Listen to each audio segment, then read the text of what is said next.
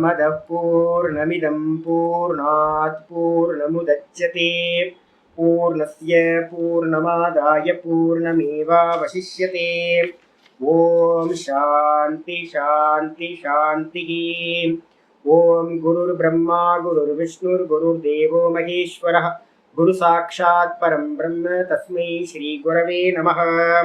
वंदे गुरूणां चरणारविन्दे संदर्शित स्वात्मसुखावबोधे निःश्रेयसे जाङ्गलिकायमाने संसारहालाहलमोघशान्त्यै योगेन चित्तस्य पदेन वाचां मलं शरीरस्य च वैद्यकेन योपाकरोतं प्रवरं मुनीनां पतञ्जलिं प्राञ्जलिरानतोऽस्मि। आबाहुपुरुषाकारं शङ्खचक्रासिधारिणं सहस्रशिरसं श्वेतं प्रणमामि पतञ्जलिं। यस्त्यक्त्वा रूपमाद्यं प्रभवति जगतो अनेकदानुग्रहाय प्रक्षीणक्लेशराशिर्विषमविषधरो अनेकवक्त्रसुभोगी सर्वज्ञानप्रसूतिर्भुजगपरिकरः प्रीतये यस्य नित्यं देवो हि शस्तवो व्यासितविमलतनुः योगदो योगयुक्तः योगदो योगयुक्तः। ओम अथ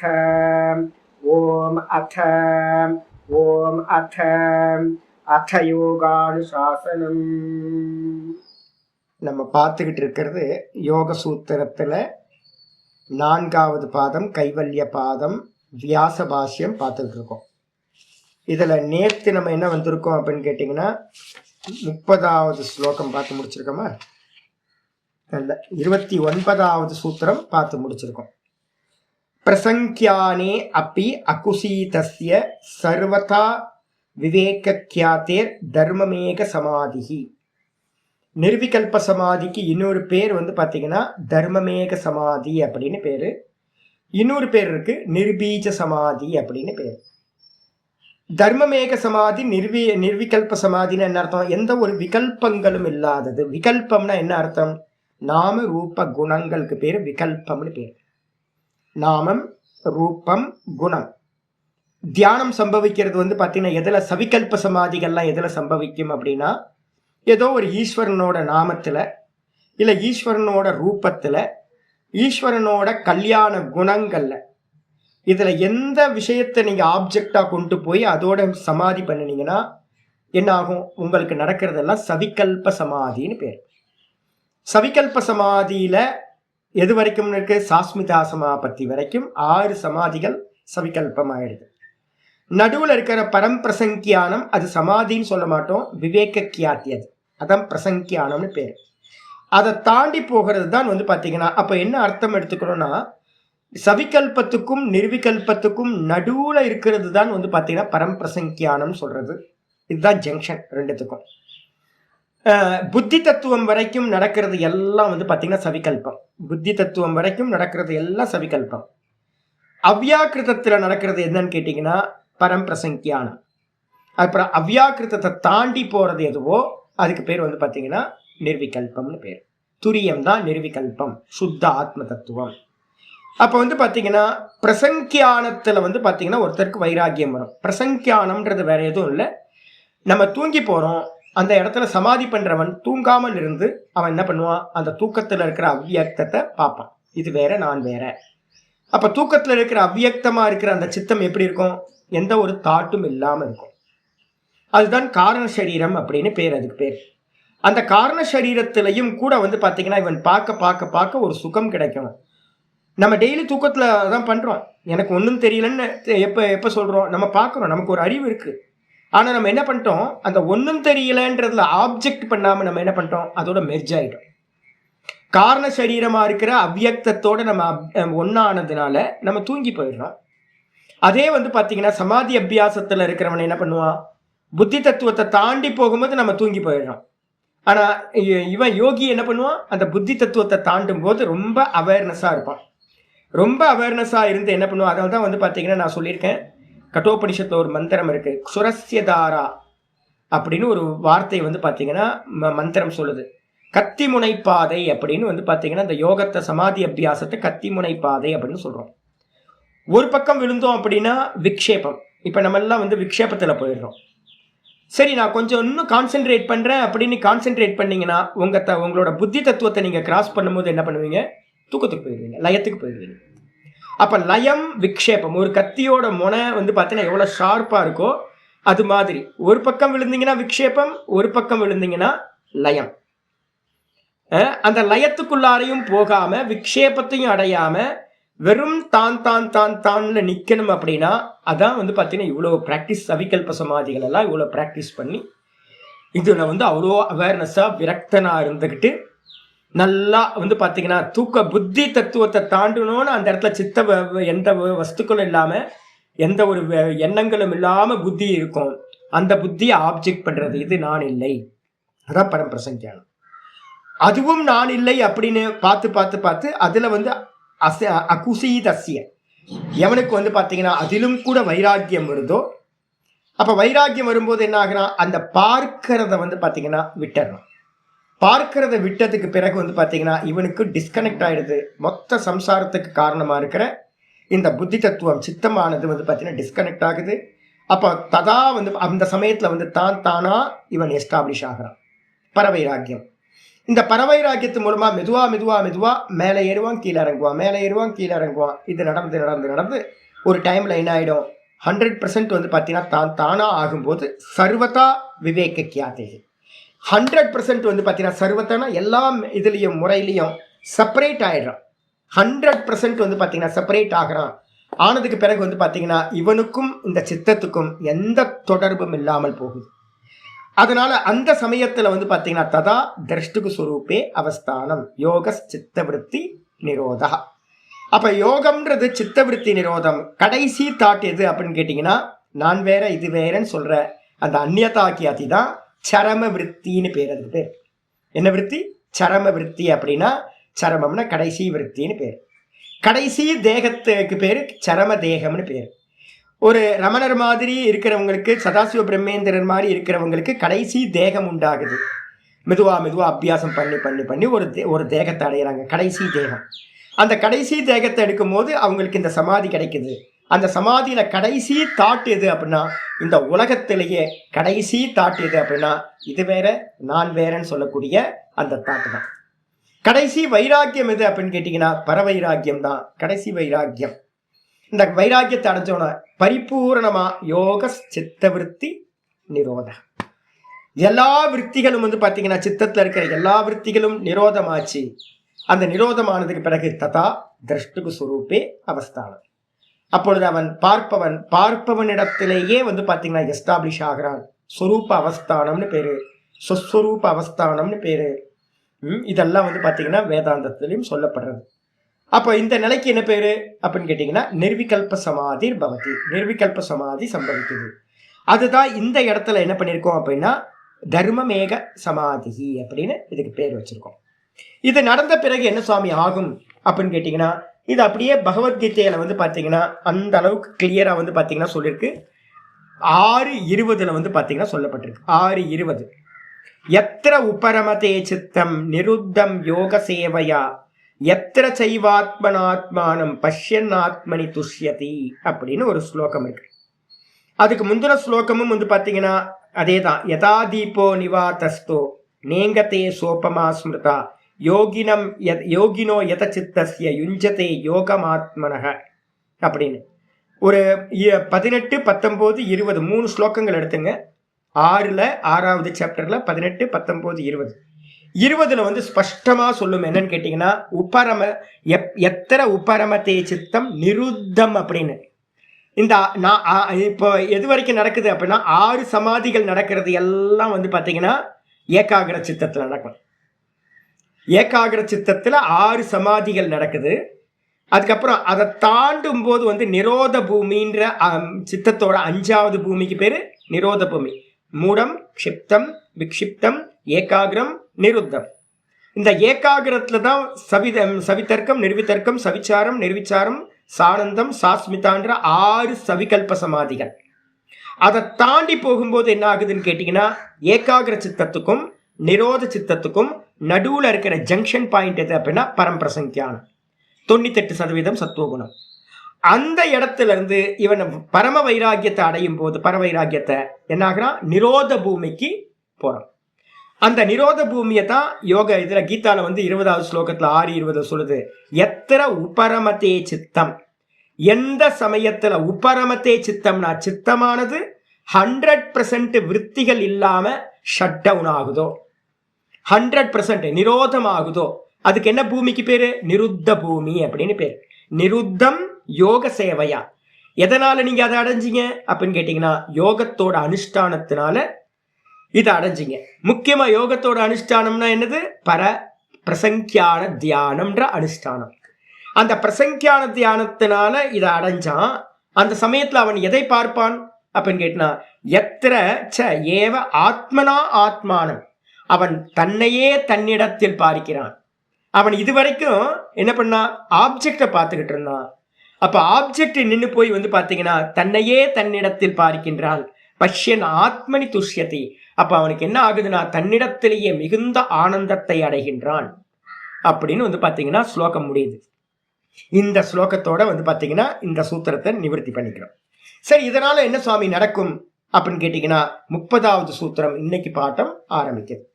30வது சூத்திரத்துல சொல்ற, தத கிளேஷ கர்ம நிவர்த்தி, ததஹ கிளேஷ கர்ம நிவர்த்தி, ததஹ கிளேஷ கர்ம நிவர்த்தி, ததஹனா பிறகு, இதிலிருந்து பஞ்சமி விபக்தி எடுத்துக்கலாம்.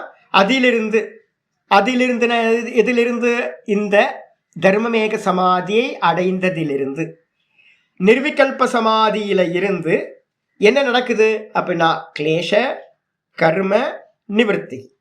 கிளேஷங்கள் எல்லாம் எங்க இருந்துச்சு அப்படின்னா நான் சொல்றேன்ல என்ன அப்படின்னு கேட்டீங்கன்னா, ஒரு ஷர்ட் வாங்குறோம், ஷர்ட் வாங்கும் போது எல்லாம் பிராண்டட் ஷர்ட் ஏதாவது வாங்குறீங்கன்னு வச்சுங்களேன், கடையில் போய் அந்த பிராண்டட் ஷர்ட் ஏதாவது கிளாத் வாங்கும் போது நம்ம என்ன பண்றோம், கூட ஒரு டேக் ஒன்று வருதா, எல்லாத்துக்கூடயே ஒரு டேக் இருக்குது, ப்ரைஸ் டேக் ஒன்று பார்த்தீங்கன்னா போட்டு கட்டி தொங்க விட்டுருப்பான். அப்போ பார்த்தீங்கன்னா இந்த ஜீன்ஸ் ஃபேண்ட்டாக இருக்கட்டும், ஏதாவது ஷர்ட் வாங்குறீங்க, எல்லாத்துக்கும் அந்த கம்பெனியோட டேக் பார்த்தீங்கன்னா இருக்கும். ஒரு பக்கம் டேக், ஒரு பக்கம் பார்த்தீங்கன்னா கம்பெனி விளம்பரம், ஒரு பக்கம் பார்த்தீங்கன்னா ப்ரைஸ், இதை பற்றி இருக்கும். இதே மாதிரி பார்த்தீங்கன்னா 2 விஷயங்கள் எப்போவுமே மனசில் வச்சுக்கணும். வேதாந்திகள் பார்த்தீங்கன்னா யார் இன்ஸ்டிடியூஷன் வேதாந்தம் படிக்கிறாங்களோ அவங்களுக்கு ஒன் சைடு தெரியும், ஒன் சைடு தெரியாது. என்னன்னா கர்மம்ன்றது ஒரு பார்ட்டு, அதுக்கப்புறம் கிளேஷம் அப்படின்றது ஒரு பார்ட். நீங்க டேக் எடுத்தீங்கன்னா ஷர்ட் வரும், ஷர்ட்டை இழுத்தீங்கன்னா டேக் வரும். ஏன்னா ரெண்டும் எங்க கட்டி வச்சிருப்பாங்க தெரியுங்களா, இந்த பட்டன்ல பார்த்தீங்கன்னா கட்டி தொங்க விட்டுருப்பான் டேகை. இப்போ நீங்க ஷர்ட்டை எடுத்தீங்கன்னா ஷர்ட்டோட சேர்ந்து அந்த டேக் வந்துடும். வெறும் டேகை பிடிச்சி இழுத்தீங்கன்னா கூடயே ஷர்ட்டும் வரும். அப்படிதானே இருக்கும், ஏன்னா ரெண்டும் கனெக்டட் ஆனது. அதே மாதிரி பார்த்தீங்கன்னா இண்டிவிஜுவல் நம்மளுடைய சித்தத்தில் பார்த்தீங்கன்னா எது இருக்குது அப்படின்னா நம்மளுடைய அனந்த கோட்டி ஜென்மங்களில் நம்ம அனுபவித்த எல்லா வாசனைகளும் பார்த்தீங்கன்னா எல்லா வாசனைகளும் எங்கே இருக்குது, நம்மளுடைய சித்தத்தில் ஸ்டோர் ஆகிருக்கு. இந்த சித்தத்தோட ஸ்டோர் ஆகிருக்கிறது பார்த்தீங்கன்னா உங்களோட டேக் அப்படின்னு வச்சுங்க.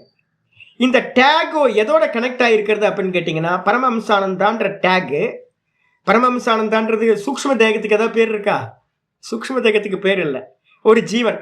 ஏதோ மாயா பார்த்தீங்கன்னா ஏதாவது கொடுத்துருக்குமா இருக்கும். மாயா பார்த்தீங்கன்னா ஒரு நேம் கொடுத்துருக்கோம், நம்பரோ நேமோ ஏதாவது ஒன்று கொடுத்துருக்கோம் டேக் மாதிரி.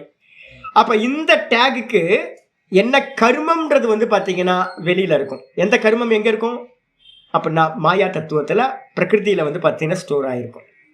எல்லாம் லாக்கர் மாதிரி பார்த்தீங்க அப்படின்னா இருக்கிறது. அந்த லாக்கரில் பார்த்தீங்க அப்படின்னா சின்னதாக எப்படி லாக்கர்லாம் பேங்க்கு போயிருக்கீங்களா, எல்லாத்துக்கும் அனுபவம் இருக்குமே. அங்கே ஐஓபியில் நான் ஒரு அக்கௌண்ட் வச்சுருந்தேன், என்னோட ஒரு கோயிலுக்கு நான் பார்த்துக்கிட்டு இருந்தேன். அப்போ ஜுவல்ஸ்லாம் கொண்டு போய் வைப்பேன், வெளியில் வரும். அப்போது உள்ளே போய் பார்த்தா தெரியுது பார்த்தீங்கன்னா ஏகப்பட்ட லாக்கர், நம்பராக போட்டிருக்கோம். எல்லா லாக்கர்லேயும் ஒரு நம்பர் போட்டிருக்கோம். நம்பர் போட்டு பார்த்தீங்கன்னா ஃபுல்லாக அந்த ஒரு ஒரு குறைஞ்சபட்சம் ஒரு 25 அடி லென்த் அது அந்த அந்த ரூம், லாக்கர் ரூம். அதில் பார்த்தா ஒரு பெரிய பீரோ மாதிரி பெருசாக வச்சுருக்கான் ஸ்டோரேஜ். இது அதில் பார்த்தீங்க அப்படின்னா எல்லாத்துலேயும் பார்த்தீங்கன்னா என்ன பண்ணுவார் தெரியுங்களா, மேனேஜர் பார்த்தீங்கன்னா நான் சைன் பண்ணோன்னே ஃப்ரண்ட்லேயே ரிஜிஸ்டரில் டேட்டு போட்டு இது பண்ணி சைன் பண்ண மாத்திரத்தில் அவரும் பார்த்தீங்கன்னா ஒரு சைன் போட்டுட்டு என் கூட அவர் ஒரு கீயை கொண்டு வருவார். நான் ஒரு கீ வச்சிருப்பேன், அவர் ஒரு கீ வச்சிருப்பார். அவர் நேரா வந்து பார்த்தீங்கன்னா என்ன பண்ணுவார், அவரோட கீயை வச்சு என்னோட லாக்கரை ஓப்பன் பண்ணிட்டு அவர் போயிடுவார். அதுக்கப்புறம் நம்ம வந்து பார்த்தீங்கன்னா நம்ம கீயை போட்டால் தான் ஓப்பன் ஆகும். நம்ம கீயை போட்டோன்னே ஓப்பன் ஆயிரும். அதில் இருக்கிறத நம்ம எடுத்துக்கிட்டு வைக்கிறத வச்சுட்டு திரும்ப லாக் பண்ணிட்டு நம்ம வந்துடுவோம். இவ்வளோதான் வந்து பார்த்தீங்கன்னா ப்ரொசீஜர். திரும்ப போய் என்ன பண்ணுவோம் அப்படின்னு கேட்டிங்கன்னா, நான் எடுத்தாச்சுன்னு திரும்ப ஒரு சைன் பண்ணுவேன். அப்போ நான் வந்து பார்த்தீங்கன்னா ஒவ்வொரு வாட்டி போகும்போதும் என்ட்ரி பண்ணும்போது வந்து பார்த்தீங்கன்னா ஒரு வாட்டி சைன் பண்ணுவேன். அதுக்கப்புறம் அந்த காரியம் முடிஞ்சதுக்கு பிறகு வந்து பார்த்தீங்கன்னா ஒரு சைன் பண்ணுவேன். மேனேஜர் வந்து பார்த்தீங்கன்னா தான் இது பண்ண அப்படின்னு அவரும் ஒரு சைன் பண்ணுவார். மொத்தம் 3 சைன் அதில் இருக்கும். இப்போ எப்படி வந்து பார்த்தீங்கன்னா, நான் கீ போட்டால் தான் என்னோடது திறக்குதோ லாக்கர், அதே மாதிரி நம்பர் போட்டிருக்கோ அந்த லாக்கருக்கெல்லாம் ஒவ்வொன்றுத்துக்கும் மேலே நம்பர் போட்டுருக்கோம். என்னோட கீழேயே நம்பரும் எழுதி கொடுத்துருப்பாங்க. அந்த லாக்கர்லேயும் வந்து பார்த்தீங்கன்னா ஒரு நம்பர் எழுதி வச்சுருக்கோம். அந்த நம்பர் கன்ஃபியூஸே ஆகாது உங்களுக்கு எங்கேயுமே. ஒவ்வொரு ரிஜிஸ்டரில் வந்து பார்த்தீங்கன்னா ஒவ்வொரு நம்பருக்கும் வந்து பார்த்தீங்கன்னா ஒவ்வொரு பேஜ் வந்து பார்த்தீங்கன்னா நம்பருக்கு ஏற்ற மாதிரி எங்கேயுமே கன்ஃபியூஸே வரவே வராது உங்களுக்கு. ஐயோ என்னோட கீ வந்து எந்த நம்பர்னு தெரியலையே, அதெல்லாம் ஒன்றும் இல்லை. ஏன்னா கீழே எழுதி வச்சுருக்கோம். என்னோட ரிஜிஸ்டர் நான் எங்கெங்கெல்லாம் என்னென்ன பண்ணினேன் அப்படின்றது வந்து பார்த்தீங்கன்னா, நான் எப்போ லாக்கரை எடுத்தனோ அன்னையிலேருந்து எத்தனை வாட்டி அதை ஆப்ரேட் பண்ணியிருக்கேன் அப்படின்றது எல்லாம் ரிஜிஸ்டரில் ஒரு 4 வருஷம் கழித்து நான் போய் பார்க்குறேன். 4 வருஷம் கழித்து போய் பார்க்கும்போது வந்து பார்த்தீங்கன்னா 2 பேஜ் ஃபுல்லாக ரிஜிஸ்டராக இருக்குது. என்னெல்லாம் பண்ணியிருக்கோம், நம்ம எத்தனை வாட்டி போயிருக்கோம் அப்படின்றது. ஒவ்வொரு ஃபங்க்ஷன் அப்போவும் போய் எடுத்துகிட்டு வருவோம். அதுக்கப்புறம் ஃபங்க்ஷன் முடிஞ்சோன்னு கொண்டு போய் அந்த ஜுவல்ஸை வந்து திரும்ப அம்பாலோட ஜுவல்ஸை கொண்டு போய் அங்கே வச்சுருவோம். திரும்ப அதே மாதிரி ஒவ்வொரு ப்ரோக்ராமுக்கும் இது எல்லாம் ரிஜிஸ்டர் ஆகிருக்கும். சேம் இதே தான். அப்படியே நீங்கள் என்ன பண்ணுங்கள், பிரகிருதியில் அப்ளை பண்ணுங்கள். பிரகிருதி வந்து பார்த்தீங்கன்னா மொத்த லாக்கர் ரூம், நம்மளுடைய எல்லா கர்மங்களும் வந்து பார்த்தீங்கன்னா அந்த லாக்கரில் என்ன இருக்குது, சஞ்சிதம்னு சொல்லக்கூடிய கர்ம கூட்டம், அது எல்லாம் அந்த இடத்துல சேவ் ஆகிருக்கு. இந்த சேவ் ஆகிருக்கிறது எதோட கனெக்ட் ஆகி எப்போ ஓப்பன் ஆகும் அப்படின்னு கேட்டால் நம்ம கீ போட்டால் தானே ஓப்பன் ஆகும். அப்போ நம்ம கீ போட்டால் ஓப்பன் ஆகிற மாதிரியே நம்மளுடைய கிளேஷங்கள்னு சொல்லக்கூடிய வாசனைகள், கிளேஷங்கள்லாம் என்னது, அவித்யா, அஸ்மிதா, ராக, துவேஷ, அபினிவேஷாக, பஞ்ச கிளேஷாக. இந்த பஞ்ச கிளேஷங்கள் வந்து பார்த்தீங்கன்னா எங்கே இருக்குது அப்படின்னு கேட்டிங்கன்னா அவித்யா ரூபம். இது எங்கே இருக்குது அப்படின்னா ஒவ்வொரு சித்தத்துக்குள்ளும் வந்து பார்த்தீங்கன்னா இந்த அவித்யாவானது வாசனா ரூபத்தில் இருக்கிறது. அப்போ இந்த சித்தத்தில் நீங்கள் கிளேஷங்களோட எது கனெக்ட் ஆகிருக்குன்னா, என்கிட்ட இருக்க கீ பேங்க்ல இருக்கிற லாக்கரோட கனெக்ட் ஆகிருக்கிற மாதிரி, அதே மாதிரி என்னுடைய வாசனைகள் அந்த சஞ்சித கர்மத்தோட வந்து பார்த்தீங்கன்னா சேர்ந்துருக்கு. ஒன்றை பிடிச்சி இழுத்தா 2 வரும். கர்மத்தை தனியாகவும் கிளேஷங்களை தனியாகவும், கிளேஷங்கள் தான் வாசனைகளை தனியாகவும் என்ன பண்ண முடியாது, செப்பரேட் பண்ண முடியாது.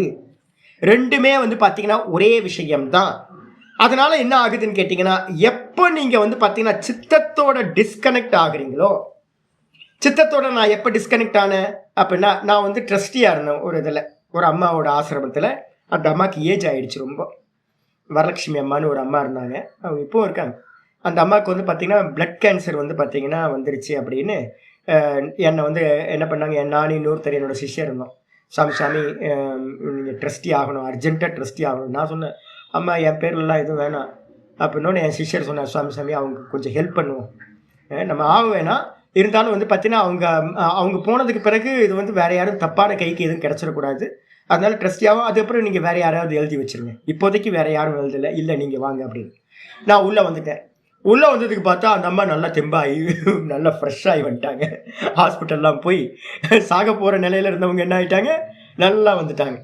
நல்லா வந்ததுக்கப்புறம் நான் பார்த்தேன், எனக்கு வந்து பார்த்திங்கன்னா இல்லை இதுக்கு மேலே இருக்க முடியாது அப்படின்னு அதை ரிட்டர்ன் பண்ணியாச்சு. ட்ரஸ்ட்லேருந்து ரிலீவ் ஆயாச்சு. அந்த பேங்க் லாக்கர் இது வந்து பார்த்திங்கன்னா என்கிட்ட கீ இருந்துச்சு. என்கிட்ட இருந்த கீயை கொண்டு போயிட்டு என்ன பண்ணிட்டேன், அந்த அம்மாட்ட சரண்டர் பண்ணியாச்சு. இப்போ சரண்டர் பண்ணதுக்கு பிறகு எனக்கும் அதுக்கும் என்ன கனெக்ஷன் இருக்கா? இப்போ எனக்கு ஏதாவது பேங்க் லாக்கரில் என்னெல்லாம் இருக்குதுன்னு தெரியுமா? பேங்க் லாக்கரோட உள்ளே என்ன இப்போ வச்சு ஹேண்டில் பண்ணுறாங்க, அதை யார் ஆப்ரேட் பண்ணுறா, ஒன்றும் தெரியாது. உள்ளே நான் வச்ச ஜுவல்ஸ்லாம் இருக்கா இல்லையா, என்ன பண்ணாங்க ஏது பண்ணாங்க, ஒரு சம்மந்தமும் இல்லை. அதுக்கப்புறம் நான் பேங்க்கு போகிற வேலையே இல்லாமல் போச்சு. முன்னாடியாவது பேங்க் வந்து பார்த்தீங்கன்னா லாக்கருக்காக வருவான், ஃபோன் பண்ணி சொல்லுவாங்க, சாமி நாளைக்கு ஃபங்க்ஷன் இருக்குது, ஒரு நெக்லஸ் கொண்டு வரணும், கிரீடம் கொண்டு வரணும் அம்பாளுக்கு அப்படின்னா நான் போய் கொண்டு வருவேன். இப்போ அந்த அம்மாவும் ஃபோன் பண்ணுறது இல்லை, பேங்க்குக்கு நான் போகிறது இல்லை, அந்த லாக்கர் சாவியும் இல்லை. எப்போ லாக்கர் சாவியை நான் என்ன பண்ணிட்டேன், அவங்கள்ட்ட சரண்டர் பண்ணியாச்சு. அப்போ இதே மாதிரி இந்த சித்தத்தை வந்து பார்த்தீங்கன்னா நம்ம என்ன பண்றோம், இது நான் இல்லை அப்படின்னு வந்து பார்த்தீங்கன்னா வித்ரா பண்ணிக்கிறோம். நான் வந்து பார்த்தீங்கன்னா ட்ரஸ்டியா இருந்த நான் என்னோட பொறுப்புல இருந்து வித்ரா பண்ற மாதிரியே வித்ரா பண்ணிட்டு என்னோட சித்தத்தை வந்து நான் என்ன பண்ணிட்டேன், இது நான் இல்லை, இது என்னோட சித்தம் இல்லை அப்படின்னு சரண்டர் பண்ணிட்டேன். சரண்டர் பண்ணதுக்கு பிறகு அந்த லாக்கர்ல இருந்த சஞ்சித கர்மங்களும் அதே மாதிரி என்னோட இண்டிவிஜுவல் சித்தத்தில் இருந்த வாசனைகளும் இந்த ரெண்டும் ரிஜிஸ்டர்ல இருக்கிறது அப்புறம் லாக்கர்ல இருக்கிறது அது அப்புறம் சாவி இது எல்லாத்தையும் கம்ப்ளீட்டா எனக்கு என்ன ஆயிடுது, கனெக்ஷன் விட்டு போகுது. அதனால நிர்விகல்ப சமாதியில தான் தானா நிக்கிற நிலையில இவனுக்கு சித்தத்தோட கனெக்ஷன் இல்லாததுனால கிளேஷங்களோட கனெக்ஷன் இல்லை. கிளேஷங்கள் இல்லாததுனால அதோட கனெக்ட் ஆகிருக்கிற கருமங்களும் இல்லாமல் போகின்றன. அப்போ வேதாந்தத்துல என்ன பண்ணும் அப்படின்னு கேட்டீங்கன்னா, இந்த பிரதான உபனிஷதங்கள் இருக்கு, 10 உபனிஷத், மேஜர் உபனிஷத். இந்த 10 உபனிஷதங்கள்ல வந்து பாத்தீங்கன்னா கர்மத்தையே நிவர்த்தி பண்றதை பத்தியே பேசிக்கிட்டு இருக்கோம். இப்ப கீதையில வந்து பாத்தீங்க அப்படின்னா கர்ம நிவர்த்தின்றது தான் பேசிக்கிட்டே இருக்கும். வாஸ்தவத்துல இப்ப நம்ம பண்ண போறோம். இப்போ வந்து பாத்தீங்கன்னா நான் 18வது அத்தியாயத்துல 49வது ஸ்லோகத்திலையும் சொல்ல போறோம். கர்த்திருவ முதல்ல இப்ப நம்ம பண்ணிட்டு இருக்கோம்ல, கர்ம பல தியாகம். அதுக்கப்புறம் வந்து கர்த்திருவத்தை பகவான் பண்றாருன்னு தியாகம் பண்றது. அதுக்கு அடுத்த ஸ்டெப் வந்து பாத்தீங்கன்னா பகவானும் பண்ணல நானும் பண்ணல அப்படின்னு எல்லாம் மாயையோட காரியம்னு அடுத்தது ஸ்டெப்புக்கு போறது.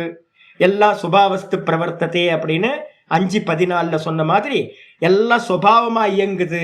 வாஸ்தவத்துல பகவானும் பண்ணல நானும் பண்ணல, இருக்கிறது ஒரே அகர்த்தா அபோக்தா அப்படின்னு ஒதுங்கிக்கிறது. இதே மாதிரி தான் வந்து பாத்தீங்கன்னா கர்மம் தான் வந்து நமக்கு வந்து என்ன ஆகுது, ஒன்னுத்தோட ஒண்ணு கனெக்ட் பண்ணியிருக்கு.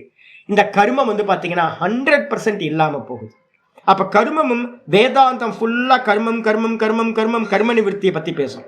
எது வரைக்கும் பேசும் அப்படின்னா 10 உபனிஷதங்கள் வரைக்கும் இதை பேசும், பிரதான உபனிஷதங்கள். இதுக்கப்புறம் 11ல இருந்து ஆரம்பிச்சுது அப்படின்னு கேட்டீங்கன்னா 11ல இருந்து வந்து பாத்தீங்க அப்படின்னா இருக்கிற நமக்கு இப்ப அவைலபிளா இருக்கிறது ஒரு 300 உபனிஷத்து அவைலபிளா இருக்கு. இந்த 300 உபனிஷதங்கள்லையும் எங்கெங்கெல்லாம் சாதனா பிரக்கிரியா இருக்கோ அந்த சாதனா பிரக்கிரியாவை சொல்லக்கூடிய நிறைய நிதித்தியாசன பரமா இருக்கிற எவ்வளோ உபனிஷத்து இருக்கோ எல்லா உபனிஷதங்கள்லையும் என்ன சொல்லப்பட்டிருக்கோம் அப்படின்னு கேட்டீங்கன்னா இதுதான் வந்து பாத்தீங்கன்னா பிரதானமா சொல்லப்பட்டிருக்கும். என்னது அப்படின்னா வாசனா தியாகம். அப்ப வாசனா தியாகம் நடந்தாலும் கர்ம தியாகம் நடந்துரும், கர்ம தியாகம் நடந்தாலும் வாசனா நடந்துரும். அதனால தான் வந்து முண்டக்க உபனிஷத்துல சொல்லும் போதே என்ன பண்ணுது அப்படின்னு கேட்டீங்கன்னா வித்யதே ஹிருதய கிரந்தி சித்தியந்தே சர்வ சம்சயாக க்ஷீயந்தே சாஸ்ய கருமானி தஸ்மின் திருஷ்டே பராவரே. காரிய காரண வடிவமா காரண காரியத்தை தாண்டி இருக்கக்கூடிய இந்த பரமாத்மாவை தரிசனம் பண்ண மாத்திரத்துல இவனுடைய ஹிருதயத்துல வந்து பாத்தீங்கன்னா இருந்த காம குரோத லோபம் அப்படின்னு அஜ்ஞான முடிச்சுக்கள் வாசனைகள் அர்த்தம். அஜ்ஞான நிமித்தமா இருக்கக்கூடிய வாசனைகள் எல்லாம் வந்து பாத்தீங்கன்னா சித்தியந்தே ஹிருதய கிரந்தி நாசத்தை அடைகின்றன. வித்யதே சர்வ சம்சயாக எல்லா சந்தேகங்களும் எப்ப நீங்குது அப்படின்னு கேட்டீங்கன்னா அனுபூதி மாத்திரத்துலதான். நான் பிரம்மம்னு ஒருத்த அனுபூதி ஆன மாத்திரத்துல எல்லா சந்தேகங்களும் நீங்கி விடுகிறது. நான் ஜீவனா, நான் வந்து பாத்தீங்கன்னா நான் ஆத்மாவா அப்படின்றது அனுபூத்தியில மட்டும்தான் பூர்ணமா நீங்குது. அதுக்கப்புறம் கர்மங்கள் எல்லாமே இவனுடைய கர்மங்கள் எல்லாம் நாசத்தை அடைகின்றன அப்படின்னு அங்க சொல்லப்பட்டிருக்கு. அப்போ வந்து பாத்தீங்கன்னா எல்லா வாசனைகளும் கர்மங்களும் நாசத்தை அடைகின்றன. இதை வந்து பாத்தீங்கன்னா அப்படியே வந்து பாத்தீங்கன்னா முக்திகோ உபனிஷத்துல வந்து பாத்தீங்கன்னா நம்ம இப்ப ஜீவன் முக்தி விவேகத்திலையும் பார்க்க போறோம். முக்திகோ உபனிஷத்துல வந்து பாத்தீங்கன்னா ஆச்சாரியார் வந்து ராமர் ஹனுமனுக்கு வந்து பாத்தீங்கன்னா 2வது அத்தியாயத்தை சொல்றார். 2வது அத்தியாயத்தோட ஆரம்பத்திலேயே வந்து பாத்தீங்கன்னா ஒரு அருமையானது ஆரம்பிக்கிறார். புருஷஸ்ய கர்த்திருத்வ போக்திருத்வ சுக துக்காதி லட்சணக சித்த தர்மக லட்சண சித்த தர்மக. சித்தத்தோட தர்மம் என்ன சுவாமி அப்படின்னு கேட்டீங்கன்னா ஆச்சாரியர் சொல்றாரு புருஷனுடைய கர்த்திருவம். நம்மள்ட்ட இருக்கா கர்த்திருவம் இருக்குல்ல, போக்திருத்துவம். எனக்கு நல்ல தலைவலி, இப்போ திடீர்னு ஒரு வழி வந்துச்சு. யார் போகம் என்றா போகம் என்றா பாக்குறேண்ணா. கொஞ்சம் வேதாந்தம் தெரிய ஆரம்பிக்கும் போது யோகத்தை சொல்லும் போது பார்க்குறேன். அதே கொஞ்சம் கொஞ்சம் அபிமானம் இருந்துச்சுன்னா என்ன, ஐயோ வலிக்குதே, ஐயோ தலை வலிக்குதே அப்படின்றோம். அப்போ போகம் தானே. அப்போ வந்து பார்த்தீங்கன்னா கர்த்திருவம் போக்திருத்துவத்தோடு கூடவே என்ன இருக்கு? கர்த்திருவம் போக்திருத்துவத்தில் சுகம் துக்கம். அப்போ சுகதுக்க லட்சணங்களை உடையது தான் வந்து பார்த்தீங்கன்னா சித்த தர்மம். சித்தத்தோட தர்மம் இதுதான். அப்போ சித்தம் இருக்கிற வரைக்கும் கர்த்திருவம் போக்திருத்துவத்தோட இது சம்பந்தம் இருக்கும். சுகம் துக்கம் வந்து பார்த்தீங்கன்னா நமக்கு பிராப்தி ஆகிட்டே இருக்கும். கிளேஷ ரூபத்வாத் பந்தோ பவதி. என்ன ரூபம் அப்படின்னு கேட்டீங்கன்னா ராமரோட வச்சனம். ராமரோட வச்சனத்தை நான் படிச்சுக்கிட்டு இருக்கேன் 2வது அத்தியாயத்தில். அது எல்லாமே வந்து பார்த்தீங்கன்னா ப்ரோஸ் ஆர்டரில் இருக்கிற மந்திரம், பெருசாக இருக்கும் ஒரு பேராகிராஃப். ஃபர்ஸ்ட் பேராகிராஃப்லேயே த்விதீய அத்தியாயத்தில் ஃபர்ஸ்ட் பேராகிராஃப்லேயே ராமருக்கு வந்து பார்த்தீங்க அப்படின்னா ராமச்சந்திரம் ததா ஹைனம் ஸ்ரீ ராமச்சந்திரம் மாருதி பப்ரச்ச கேயம் வா தத் சித்திஹி. ராமரை பார்த்து வந்து பார்த்தீங்கன்னா அனுமன் கேட்குற கேள்வியே அந்த சித்தி என்றால் என்ன, சித்தியாவா கிம் பிரயோஜனமிதி, அந்த சித்தினா என்ன, சித்தியை அடைந்தால் என்ன பிரயோஜனம் உண்டாகும் அப்படின்னா கேள்வி. அப்படி கேள்வி கேட்டதுக்கு தான் வந்து பார்த்தீங்கன்னா ராமர் வந்து பார்த்தீங்கன்னா சகோவாச்ச ஸ்ரீராமஹா. அவருக்கு ராமர் வந்து பார்த்தீங்கன்னா சொல்றார். சொல்லும் போதே ஆரம்பிக்கிறார் புருஷஸ்ய கர்த்திருத்துவ போக்திருத்வாதி போக்திருத்துவ சுக துக்க ஆதி லக்ஷண சித்த தர்மஹா. அங்கதான் இங்க சொல்றார். இந்த சித்தம் வந்து பாத்தீங்கன்னா கர்த்திருவம் போக்திருத்துவத்தை உடையது. எங்க இல்ல கர்த்திருவம் போக்திருத்துவம்? தூக்கத்துல இருக்கா? நான் கர்த்தா போக்தான் ஏதாவது நம்புறமா? அங்க இல்ல இல்லையே. அங்க நான் மனசு இல்லை அங்க. அப்ப மனசு வேக்கப்பாகும் போதே உங்களுக்கு என்ன ஆயிடுது? எல்லாம் வந்துருது. அப்ப வந்து சித்தத்தோட தர்மம் எது அப்படின்னா கர்த்திருவம் போக்திருத்துவம். சுகதுக்க அனுபவம் இருக்கா இல்லையா தூக்கத்துல? இல்ல. ஏன்னா சுகதுக்கம் வந்து பாத்தீங்கன்னா மனசு இருந்தாதான் சுகதுக்க அனுபவமே உண்டாகுது. அப்ப சுகதுக்க அனுபவம் கர்த்திருவ போக்திருத்துவ லட்சணம் இதை உடையதுதான் எது? இந்த சித்தம். அது மட்டும் இல்ல, இதை பந்தப்படுத்துறது எது அப்படின்னு கேட்டீங்கன்னா புருஷனையும் ஆத்மா இந்த சித்தத்தையும் பந்தப்படுத்துறதுனா கிளேஷ ரூபத்வாத் பந்தோ பவதி. இந்த சித்தமே என்னன்னு கேட்டீங்கன்னா வாசனாமயம். சித்தமே என்னது? வாசனாமயம். அவித்யா அஸ்மிதா ராக துவேஷ அபினிவேஷம்னு சொல்லக்கூடிய கிளேஷங்கள்னு சொல்லக்கூடிய வாசனைகளால் பந்தோபவதி பந்தமானது நமக்கு உண்டாகுது. தத்து நிரோதனம் ஜீவன் முக்தி. ரொம்ப ஸ்பஷ்டம் ராமர் வந்து அனுமனுக்கு சொல்றது. அப்ப இந்த சித்த தர்மம் வந்து பார்த்தீங்கன்னா சித்தம் வந்து எப்போ நிரோதனம் ஆகுதோ 100% நம்மளை விட்டு நீங்குதோ அதுக்கு பேர் என்னது? ஜீவன் முக்தி. புரிஞ்சா போதும்லாம் வந்து பார்த்தீங்கன்னா ராமர் சொல்லவே இல்லை எங்கேயுமே. அதுக்கப்புறம் வந்து அடுத்து சொல்றார் உபாதி வினிர்முக்தா. எப்படி சுவாமி அப்படின்னு கேட்டீங்கன்னா உபாதியை விட்ட கட்டாகாசவத்து. எப்படி வந்து பார்த்தீங்கன்னா பானைக்குள்ளார ஒரு ஸ்பேஸ் இருந்துச்சு. பானை உடஞ்சோன்னு அந்த ஸ்பேஸ் என்ன ஆகி போச்சு? ஆகாசம். கடத்தில் இருந்த ஆகாசம் எது வரைக்கும் கட்டாகாசம் கட்டாகாசம்னு பேரு? கடம் இருக்கிற வரைக்கும். கடத்தை தூக்கி உடைச்சிங்கன்னா கடம் உடஞ்சி போச்சு. இப்போ ஆகாசம் என்னாச்சு? கடாகாசம் என்னாச்சு? கட்டாகாசம் என்னாச்சு? மகாகாசம் ஆகி போச்சு. மகாகாசம் ஆச்சா? மகாகாசம் முன்னாடியும் அப்படிதான் இருந்துச்சு. முன்னாடியும் ஆகாசம் ஒண்ணுதான், கட்டாகாசம் மகாகாசம்லாம் இல்லை. ஆனா என்ன பேதம் பண்ணிட்டு இருந்துச்சுன்னா அந்த கட்டம் வந்து என்ன பண்ணிச்சு? பானை இது வேற அது வேறன்னு பானை அந்த பானைன்றது வந்து லிமிட் பண்ண மாதிரி, லிமிட் பண்ணல பானையும் லிமிட் பண்ண மாதிரி ஒரு இது இருந்துச்சு. இது எங்கேயோ கேட்ட மாதிரி இருக்கு அந்த எக்ஸாம்பிள். இப்ப சமீபத்தில் படித்தோம். எங்க படித்தோம்? 15வது அத்தியாயத்தில் பார்வதி அம்மா கரெக்டாக சொல்றாங்க பாருங்க. 15வது அத்தியாயத்தில் பகவத்கீதையில சங்கர பாஷ்யத்தில் மனஷஷ்டானி இந்திரியாணி பிரகிருதின் ஸ்தானி கர்ஷத்தின்னு ஒரு ஸ்லோகம் வந்துச்சுல, அந்த ஸ்லோகத்தில் 3 வாதங்களை வந்து பார்த்தீங்கன்னா சொல்லியிருந்தார். பிரதிபிம்பவாதம், அப்புறம் வந்து அவச்சின்ன அவச்சேதவாதம், அதுக்கப்புறம் ஆபாசவாதம் அப்படின்னு. பிரதிபிம்பவாதத்துக்கு எக்ஸாம்பிள் சொன்னது என்னன்னு கேட்டீங்கன்னா தண்ணியில தெரிகிற சூரியன், மேல சூரியன் கீழே சூரியனோட பிரதிபிம்பம். அதே மாதிரி அவச்சின்ன அவச்சேதவாதத்துக்கு என்னன்னு கேட்டீங்கன்னா இந்த கட்டத்துக்குள்ளார இருக்க ஆகாசம், கட்டம் உடைஞ்சதுன்னா அது மகாகாசத்தோட ஒன்னாயிடுது. அதே மாதிரி வந்து பாத்தீங்கன்னா இந்த சித்தம் தான் வந்து பாத்தீங்கன்னா என்னன்னு கேட்டீங்கன்னா உங்களோட ஐடென்டிபிகேஷன். நம்ம எல்லாத்துக்கும் ஒரு என்டிட்டியை கொடுக்கறது எது அப்படின்னு கேட்டீங்கன்னா எது கொடுக்குது அப்படின்னா அதான் தான் சொன்னேன், தூக்கத்துக்கு போனாவே உங்களோட ஐடென்டிட்டிலாம் எதுவுமே இல்லாமல் போயிடுது. அப்போ வந்து பார்த்தீங்கன்னா 100% அவித்யாவே இல்லாமல் போச்சுன்னா இந்த சித்தமே இல்லாமல் போச்சு அப்படின்னா அப்ப சித்தம் எப்போ இல்லாம போகுதோ அதுதான் வந்து பாத்தீங்கன்னா அவித்யா இல்லாமல் போறதுன்னு அர்த்தம். அதுதான் இவர் சொல்றாரு, ராமர் சொல்லும்போது சொல்றாரு, உபாதி விநிர்முக்த கட்டாகாசவத். கட்டத்தோட ஆகாசம் வந்து எந்த உபாதியை வச்சிருந்தது அப்படின்னா கடம்ன்ற உபாதியை வச்சுக்கிட்டு கட்டாகாசம் இருந்துச்சு. பானையில இருக்கிற ஆகாசம்னு எதை வச்சு சொல்றோம்? பானையை வச்சுக்கிட்டு.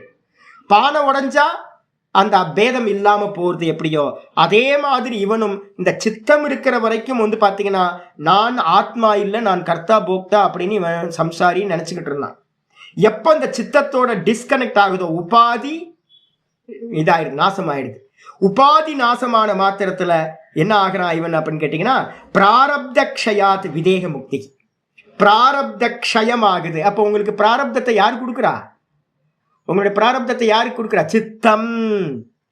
சித்தம் இருக்கிற வரைக்கும் வந்து பாத்தீங்கன்னா பிராரப்தம் இருந்துகிட்டே இருக்கும். இந்த பிராரப்தம் முடிச்சிடும், சித்தம் என்ன பண்ணும்? அடுத்த பிராரப்தத்தை கொடுக்கும்.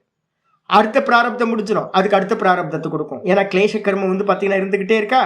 அப்ப கனெக்ஷன் இருக்கிற வரைக்கும் ஜீவாத்மாக்கு வந்து பாத்தீங்கன்னா நான் சித்தத்தோட இருக்கிற கனெக்ஷன் இருக்கிற வரைக்கும் ஸ்தூல தேகம் போயிட்டே இருக்கும், வேற வேற ஸ்தூல தேகம் பிராப்தி ஆயிட்டே இருக்கும். நாயா பிறக்கலாம், பன்னியா பிறக்கலாம், தேவனா பிறக்கலாம், ராட்சசனா பிறக்கலாம், அசுரனா பிறக்கலாம், பிரம்மலோகத்துல பூத்தகணங்களா பிறக்கலாம், சுவாமி பக்கத்திலேயே போய் கூட இருக்கலாம். எல்லா பிறப்பும் கிடைக்கும். ஆனா வந்து பாத்தீங்கன்னா எது இருக்கிற வரைக்கும் அப்படின்னா அந்த சூக்ஷ்ம தேகத்தோட இந்த ஜீவாத்மா கனெக்ட் ஆகிருக்கிற வரைக்கும். எப்ப இந்த ஜீவாத்மா வந்து பாத்தீங்க அப்படின்னா இதை கனெக்ஷனை விட்டுறானோ, நான் இந்த சித்தம் இல்லைன்னு டிஸ்கனெக்ட் ஆகணும் 100%. அப்ப என்ன ஆகுறான்னு கேட்டீங்கன்னா பிராரப்த க்ஷயா, பிராரப்தம் நஷ்டமாகுது. அப்படி நஷ்டமாகும் போது விதேக முக்தி, அந்த விதேக முக்தின்னு சொல்லக்கூடியது தேகமில்லாத தன்மை உண்டாகுது. பிரம்மவேத பிரம்மை விபவதி, பிரம்மமாவே ஆயிடுறான். ஜீவன் முக்தி விதேக முக்தியோர் அஷ்டோத்தர சதோபனிஷதக பிரமாணம். ஜீவன் முக்தி விதேக முக்தின்னு 2 விஷயங்களை பத்தி பேச போறோம். நான் இப்போ வந்து பாத்தீங்கன்னா ஜீவன் முக்தி விவேகம்ன்றதுல ஒரு பெரிய சாப்டரே வந்து பாத்தீங்க அப்படின்னா முதல் சாப்டருக்குள்ளாரே வரப்போகுது. ஜீவன் முக்தினா என்ன, விதேக முக்தினா என்ன, இதை பத்திலாம் விசாரம் நம்ம ஜீவன் முக்தி விவேகத்துல 3ஆம் தேதிக்கு மேல ஆரம்பிக்க போறோம். அதுல நம்ம பார்க்க போறோம். அப்ப இதுக்கு எது பிரமாணம் சுவாமி அப்படின்னா ஜீவன் முக்திக்கு பிரமாணமும் 108 உபனிஷதங்கள், அதே நேரத்தில் விதேக முக்திக்கு பிரமாணமும் 108 உபனிஷதங்கள் பிரமாணமா சொல்லப்படுது. எப்படி? அது மட்டும் இல்லாம சொல்றாரு கர்த்திருவாதி துக்க நிவர்த்திகி துவாரா. நான் கர்த்தான்னு நினைக்கிற கர்த்திருவம் இருக்கு பாத்தீங்களா, அந்த கர்த்திருவத்தை வந்து பாத்தீங்கன்னா ஆதி துக்க நிவர்த்தி, இதெல்லாம் துக்கம் கொடுக்கறது. அதனால தான் நான் உங்கள்கிட்ட அடிக்கடி சொல்லிட்டே இருக்கிறது. 3ஆவது அத்தியாயத்துல 40ஆவது ஸ்லோகம் சொல்றேன்ல, மயி சர்வாணி கர்மாணி சந்நியஸ்யாத்ம சேதசா நிராசீர் நிர்மமோ பூத்வா யுத்தியஸ்வ விகதஜ்வரஹா அப்படின்னு ஒரு ஸ்லோகம், முக்கியமான ஸ்லோகம். அந்த ஸ்லோகத்தை நான் உங்களுக்கு சொல்லிகிட்டே இருக்கிறேன். முதல்ல வந்து பார்த்தீங்க அப்படின்னா கர்ம பலனை தியாகம் பண்ணுங்க. 2வது வந்து பார்த்தீங்கன்னா நாம் பண்ணலை, உள்ள இருக்கிற அந்தரியாமி தான் என்னை ஆட்டி வைக்கிறான். நான் பொம்மை, நீ ஒரு பொம்மை, நான் ஒரு பொம்மை, அவ்வளோதான். ஒன்றும் இல்லை, நம்ம எல்லாம் பொம்மை தான். சாமி வந்து பார்த்தீங்கன்னா உள்ள இருந்து நம்மளை பப்பட் ஷோ மாதிரி ஆட்டி வைக்கிறார் அப்படின்னு நான் பண்ணலைன்னு நினைக்கிறது. ஏன் அப்படின்னா இதை மட்டும் பாவிக்க ஆரம்பிச்சிட்டோம் அப்படின்னா துக்கமே இல்லாமல் போயிடும். அப்ப கர்த்திருவம் தான் வந்து பாத்தீங்கன்னா என்னதுன்னு கேட்டீங்கன்னா துக்கம். அது நிவர்த்தி ஆகும் போது என்ன ஆகுதுன்னா அது மூலமாக துவாரா நித்தியானந்த அவாப்தி, நித்திய ஆனந்தம் 100. நீங்க கொஞ்சோண்டு நான் ஸ்லேவு, பகவான் தான் எஜமானர், தாசன், நான் வந்து பாத்தீங்கன்னா அடிமை அப்படின்னு நினைச்சு பண்ணாவே உங்களுக்கு பாதி துக்கம் போயிடும். 100% உங்களோட கர்த்திருவமே இல்லாம போய் நான் தர்ஷ்டான்னு ஆயிட்டீங்கன்னு வச்சுங்க, அப்ப என்ன ஆகும்? 100% கர்த்திருவ நிவர்த்தி. கர்த்திருவம் நிவர்த்தியான மாத்திரத்துல உங்களுக்கு பேரானந்த பிராப்தியானது உண்டாகுது. பிரயோஜனம் பவதி, இதுதான் வந்து பாத்தீங்கன்னா பிரயோஜனம். சரி, இந்த பிரயோஜனத்தை எப்படி சுவாமி அடையிறது? யாராவது கேள்வி கேட்கலாம், இது எப்படி சுவாமி அடையிறது? பேரானந்த பிராப்தின்னு சொல்றீங்களே சுவாமி, அந்த பேரானந்த பிராப்தியை நம்ம எப்படி அடையிறது அப்படின்னு ஆச்சாரியர் சொல்றார், ராமர் சொல்றார், தத் புருஷ பிரயத்தன சாத்தியம் பவதி. அந்த அந்த பிரயோஜனம் எப்படி அடையப்படும் அப்படின்னா அந்த பேரானந்தம் எப்படி அடையப்படும்? நிர்விகல்ப சமாதியில் அடையிற பேரானந்தம் எப்படி அடையப்படும்? புருஷ பிரயத்தன சாத்தியம் பவதி. புருஷனோட பிரயத்தனம். நம்மளாம் மிருதுவா இருக்கும், மத்தியம் மிருது, இந்த தீவிரம் வரல. தீவிர என்னது, என்ன சூத்திரம் அது? தீவிர சம்வேகானாம் ஆசன்னக. நம்ம நல்லா தீவிரமா ஒன்னத்தை பண்ண ஆரம்பிச்சோம்னா சமாதி அபியாசத்துல சிரவணம் மனனம் பண்ணி நிதித்தியாசனத்துல இப்ப கீதால சொல்ற மாதிரி ஜீவன் முக்தி விவேகத்துல சொல்ற மாதிரி நல்ல தீவிரமா நம்ம அபியாசங்களை முயற்சி பண்றோம் அப்படின்னா புருஷனோட பிரயத்தனத்தினால சித்தமாக கூடியது. அது மட்டும் இல்ல, சரி அது எப்படி அப்படின்னா யதா புத்திர காமேஷ்டினா புத்திரம், புத்திர காமேஷ்டி யாகம் பண்றதுனால புத்திரன் கிடைக்கிறானோ, வாணிஜ்யாதினா வித்தம், வியாபாரம் பண்றதுனால பிசினஸ் பண்றதுனால தனத்தை ஒருத்தன் எப்படி அடைகிறானோ, ஜோதிஷ்டோமேன சொர்க்கம், ஜோதிஷ்டோமம் பண்ணி பாத்தீங்க அப்படின்னா சொர்க்கத்தை அடைகிறானோ, அதே மாதிரி பாத்தீங்கன்னா நம்ம சொல்லுவோம், ஏங்க நான் ஒருத்தர் பாப்பா அடிக்கடி லேசியா இருக்கீங்க, வியாபாரம்னா இப்படிலாம் பண்ணக்கூடாது, நல்லா பண்ணணும்ல, ஃபுல் ஸ்பிளிட்ஜா பண்ணுங்க அப்படின்னா தத்தியா பண்றது வியாபாரம். அப்ப என்ன கிடைக்கும்? பணம் கம்மியா தான் கிடைக்கும். நல்லா சுறுசுறுப்பா பார்த்தீங்கன்னா ஆக்டிவா இருந்து காரியம் பண்ணாதானே பார்த்தீங்கன்னா பணம் கிடைக்கும். ஒரு அம்மா பார்த்தீங்கன்னா சாமி எனக்கு நான் கொஞ்சம் பணம் கொடுங்க, பண வியாபாரம் பண்றேன் அப்படின்னு. பரவாயில்லையே இப்போ கொஞ்சம் புத்தி வந்துருச்சு அப்படின்னு பணம் கொடுத்தா அந்த அம்மா பார்த்தீங்கன்னா வியாபாரம் பண்ணாமல் அப்படியே தேமே நிற்கிது. அப்புறம் போச்சா, பணம் போச்சு, அவ்வளோதான். ஏன் அப்படின்னு கேட்டிங்கன்னா புருஷார்த்தம் இல்லை. ஒருத்தர் நல்லா முன்னேறணும், நல்லா இது செய்யணும், பணம் சம்பாதிக்கணும், என்ன பண்ணணும்? நல்லா ஹார்ட் ஒர்க் பண்ணணும். அப்போ ஹார்ட் ஒர்க் பண்ணுறதுனால பார்த்தீங்கன்னா எப்படி பிஸ்னஸில் பணம் சம்பாதிக்கிறோமோ, எப்படி புத்திர காமேஷ்டி யாகத்தை நல்ல பிரீஸ்ட்டை வச்சு முறையாக பண்ணினா புத்திரன் கிடைப்பானோ, எப்படி சொர்க்கத்துக்கான சாதனமாக இருக்கிற ஜோதிஷ்டோமம் சோமயாகம் இது மாதிரி யாகங்களை பண்ணுறது மூலமாக சொர்க்கம் கிடைக்குமோ, ததா அது போலவே புருஷ பிரயத்தன சாத்திய, புருஷனுடைய பிரயத்தனத்தினால எதெல்லாம் சாத்தியமாகும் அப்படின்னு கேட்டீங்கன்னா வேதாந்த ஸ்ரவண. வேதாந்த சிரவணம் எவ்வளோ கஷ்டம் தெரியுங்களா? எனக்குலாம் தெரியும். டெய்லி கிளாஸ்க்கு வர்றது இருக்கே ரொம்ப கஷ்டம். நான் ரொம்ப கஷ்டப்பட்டுருக்கேன். சின்ன வயசில் பார்த்தீங்கன்னா சுவாமி கிளாஸ்க்கு போகிறதுக்குள்ளார ஏதோ ரொம்ப பிடிச்சி காலை பிடிச்சி இழுக்கும். இப்போ நாதபிரம்ம வருவார் காலையில் பார்த்தீங்கன்னா காலையில் எட்டி பார்க்குறேன், பார்த்தா இருட்டு, அப்படியே இருட்டாகவே இருக்குது. திருவண்ணாமலை காலையில் 6 மணிக்கெலாம் இருட்டாக தான் இருக்குது. போய் கேட்டை திறக்கலான்னு கேட்டை திறக்கிறோம் 6 மணி. நான் தான் நினச்சிக்கிட்டேன் பரவாயில்ல 6 மணிக்கெலாம் வராரு, ஒரு நாள் கூட லீவ் போடாமல் வராரு. 5 நிமிஷம் லேட்டாக வந்தாவே நான் இப்போ திட்டிகிட்டு இருக்கேன். இன்னும் அது சீரியஸே இல்லை, 5 நிமிஷம் லேட்டாக வரீங்க, ஒழுங்காக வரணும்ல முன்னாடி அப்படி. இப்போ 2 நாளாக ஒழுங்காக வந்துட்டு இருக்காரு. அப்போ பார்த்தீங்க அப்படின்னா எனக்கு தெரியும் பின்னாடி எவ்வளோ கஷ்டம் அப்படின்றது. சிரவணம் பார்த்தீங்கன்னா ரொம்ப கஷ்டங்க. நீங்கள் உட்காந்து ஈஸியாக கேட்டுட்டு இருக்கீங்க, நீங்களாம் பெரிய மகான்கள், பெரிய மகான்கள் நீங்கள்லாம். ஏன் அப்படின்னு கேட்டிங்கன்னா ஒரு ஆள் சொல்கிறத உட்காந்து வருஷக்கணக்காக கேட்கணும் அப்படின்னா ஐயோ என்னால் முடியாது சாமி. நான் பாடம் எடுக்கிறதுனால ஈஸியாக முடிஞ்சு போகுது. உங்களை மாதிரி உட்காந்து என்னால் சிரவணம் பண்ண முடியுமான்னு இப்போ யோசிச்சு பார்த்தா எனக்குலாம் முடியுமான்னு தெரியல எனக்கு. அதுவும் உங்கள் வயசுலலாம் ஒவ்வொருத்தரும் வயசுலாம் நிறைய வயசாகிருக்கு. அப்போ வயசானவங்களாம் உட்காந்துட்டு பாடம் கேட்குறீங்கன்னா ரொம்ப கஷ்டம். அப்போ என்ன வேணும்? பின்னாடி என்ன தேவைப்படுது? புருஷ பிரயத்தன சாத்தியம். ஸ்ரவணமும் பார்த்தீங்கன்னா புருஷ பிரயத்தன சாத்தியமாக இருக்கிறது. கூடவே பார்த்தீங்கன்னா ஆச்சரிய சொல்ல வேதாந்த ஸ்ரவண ஜனித, சிரவணத்தோட கூட என்ன அடிக்கணும்? சிரவணம் அப்படியே நின்று போயிடுமா? டைரக்டா நிதித்தியாசனம் போயிடுமா? போகாது. சிரவணத்துக்கு அப்புறம் மனனம். அப்ப சிரவணத்துக்கு அப்புறம் மனனம், மனனத்தினால உண்டாகிற நிதித்தியாசனம், நிதித்தியாசனத்தினால எது உண்டாகுது? சிரவண ஜனித சமாதினா.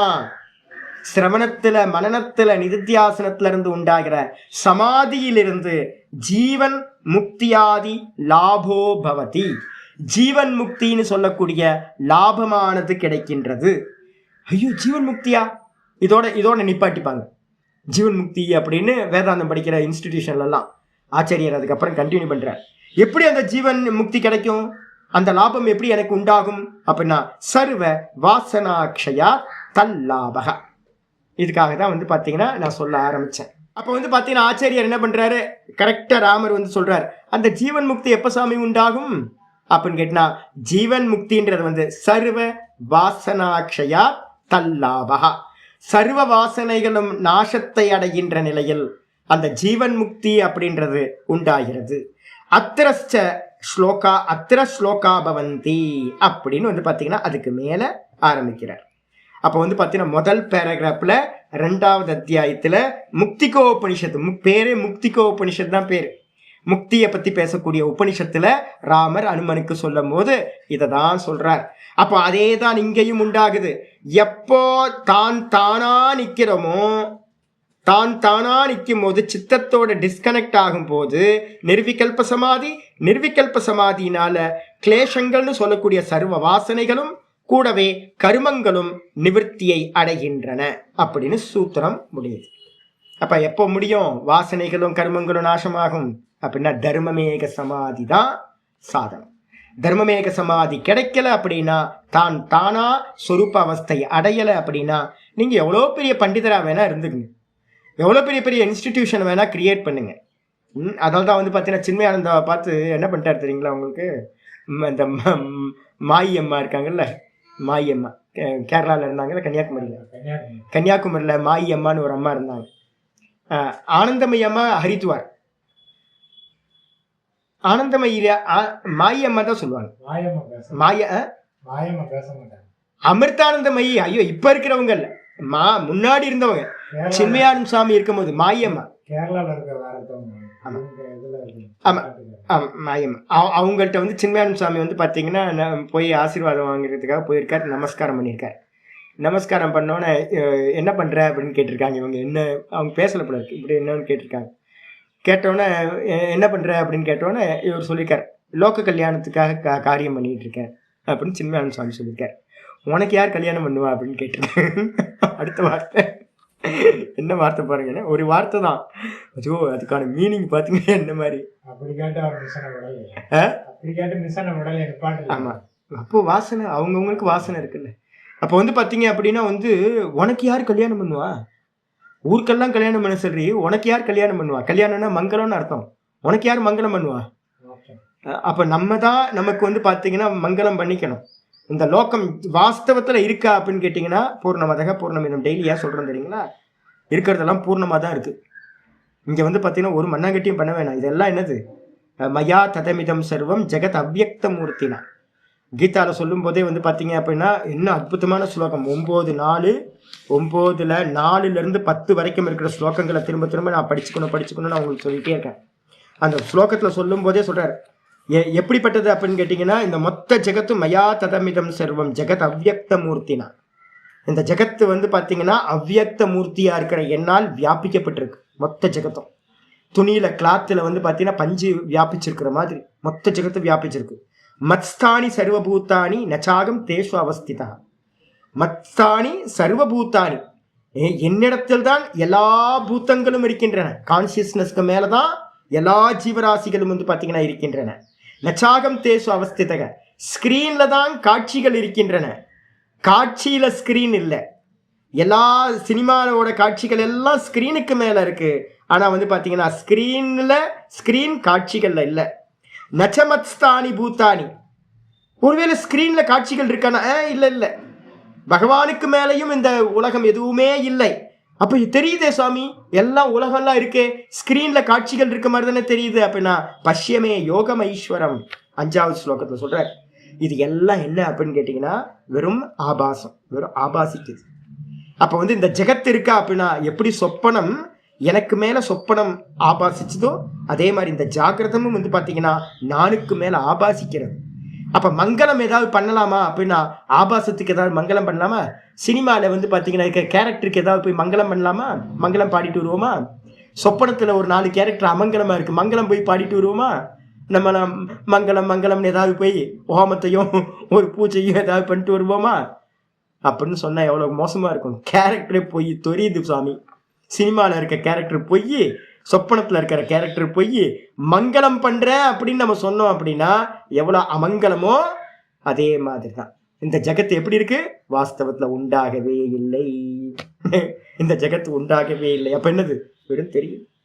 அப்ப திருஷ்யமா இருக்கக்கூடிய இந்த ஜெகத்துல வந்து பாத்தீங்கன்னா நான் பண்ண வேண்டியது ஒன்றுமே இல்லை. ஆனா அது தெரியாம நம்ம வந்து பாத்தீங்கன்னா எதையாவது நான் பண்றேன் அப்படின்னு நம்ம வாசனை ஏன் நினைக்கிறோம், அது மாதிரி வாசனை. இப்ப வந்து பாத்தீங்கன்னா நான் வந்து பாத்தீங்கன்னா 2001 வந்து பாத்தீங்கன்னா புக்கெல்லாம் படிக்கிறது ரொம்ப கஷ்டப்பட்டுட்டு இருந்தேன். இந்த யோக சூத்திரம்லாம் உங்களுக்கு ஈஸியா சொல்லித்தரேன். நான் வந்து பாத்தீங்கன்னா 2 லைனை வச்சுக்கிட்டு வந்து பாத்தீங்கன்னா 2 நாள் தலையை பிச்சுக்கிட்டு அலைவேன் அதை டிரான்ஸ்லேஷன் பண்றதுக்கு. எங்க ஆச்சரியர் வேகமா சொல்லிட்டு போவார். மிஷின் கன்ல இருந்து சப்தம் வர மாதிரி ஒரு சின்ன டேப் ரெக்கார்டர் வாங்கி வச்சிருந்தேன் நான், சின்ன வாக்மேன். அதை ரெக்கார்ட் பண்ணிட்டு வருவேன். ரெக்கார்ட் பண்ணிட்டு வந்து போட்டு போட்டு போட்டு போட்டு கேட்பேன். என்னால் புரிஞ்சிக்கவே முடியாது ஹிந்தி. அவரோட ஹிந்தி வந்து சுத்த ஹிந்தி, எனக்கு ஹிந்தியே தெரியாது, சம்ஸ்கிருதம் வேற.